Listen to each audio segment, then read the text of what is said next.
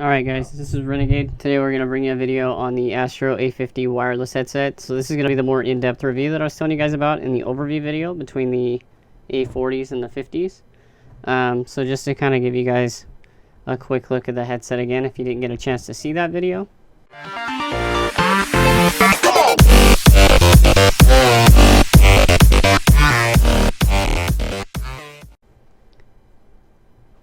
On the bottom here, you have your input ports. On the left, you have the 2.5mm jack for the input and the micro USB for charging. And again, that's going to plug into the mix amp for the headset. So you have the master volume control on the right there, that knob. And then, I don't know if you can see the EQ modes. You have the 1, 2, and 3 Roman numerals and the power button on the right.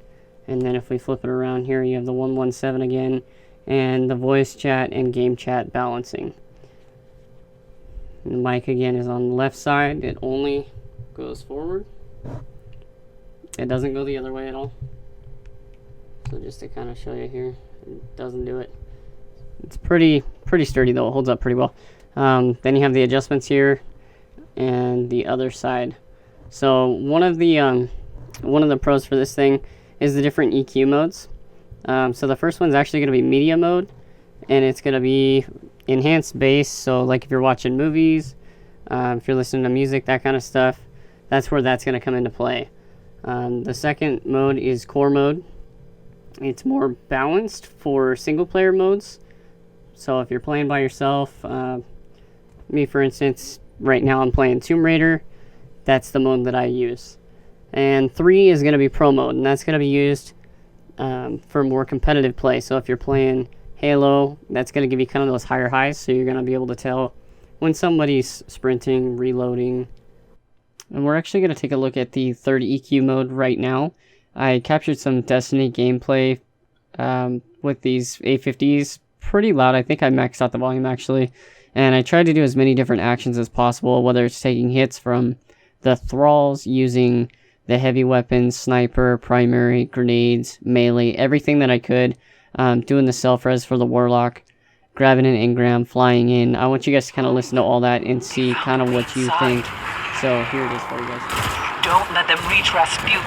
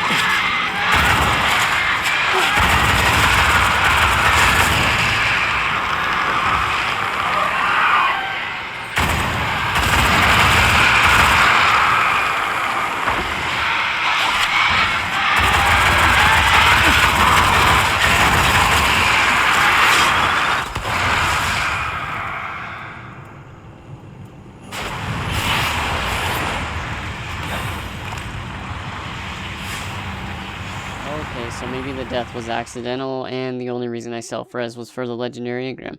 Whatever, you got me. Hopefully you guys were able to tell how awesome those headphones sound. Even though it's through a microphone, you can still pretty well tell going through, listening to all the different sounds. I mean, you can hear the power behind the machine guns, the clicks behind the pulse rifle, the bang behind the sniper. I mean, it sounds freaking strong. And when you turn that audio up to where it's mainly game volume, it's just epic. I mean, they've really put great sound in these Astro A50s. They're an awesome headset.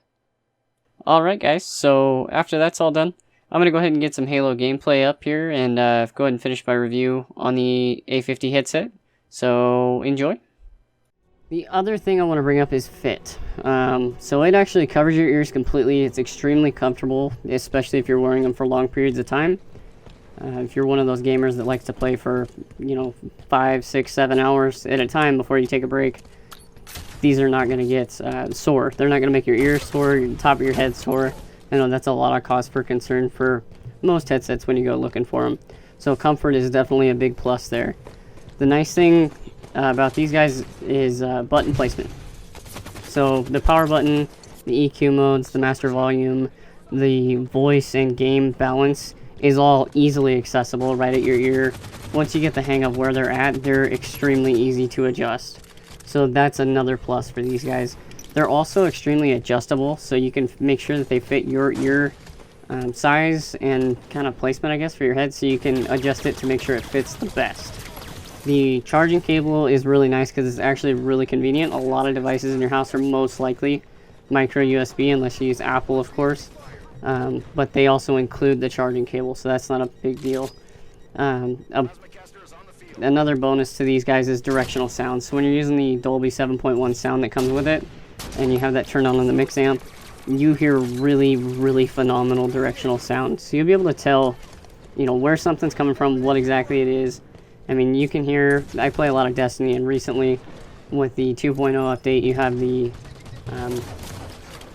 Titan Sunbreakers class, which uses that Warhammer. When we're playing Crucible right now, we got Trials of Osiris going. You can hear when they pop that super, and you know to look out for them. You can almost hear the fire burning as they're coming up on you, so you know to run. It's really nice. It's really convenient. And the last thing for pros I have is voice clarity, and that's actually going to be one of the biggest points. You can hear everybody extremely well, and even if they're quiet, you can still amp them up using that voice adjustment balance between the EQ, the different EQ modes, and then the balance between voice and game chat. And you can always turn up the master volume too if you need a little bit of help. Now there are a couple of cons to this headset. First of all, the stand leaves an indent in the top of the headset, and I'm going to show you here. It's kind of hard to see. If I lay it flat, you can kind of see it. But some of that's for me playing on games. Don't get me wrong, I've put probably 50-60 hours of gameplay into these things. But a lot of that is just from sitting on the stand. So if you have it charging and it's just sitting there for long periods of time, I mean, mine sits there anywhere from 15 to 20 hours, depending on if I use them the next day. It goes for a long time, and that starts to leave an indent, you can see, and that might actually make your head get a little bit more sore, even though they are broken in. So that's one thing that was kind of a setback for me. I mean, they could have redesigned it to where it holds it on the different adjusters on the side here. I mean, if they had something to hold these guys, that would be more convenient. Or if they had it, I don't know, just some kind of redesign there. They could have done something a little bit better than right on the top there. You can kind of see it better. So another con is it still uses that 2.5mm jack. They, for some reason, just decided not to get away from that.